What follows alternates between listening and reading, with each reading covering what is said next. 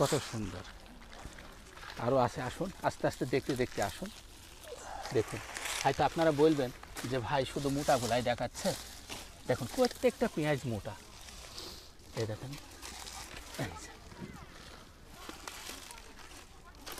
এই দেখেন।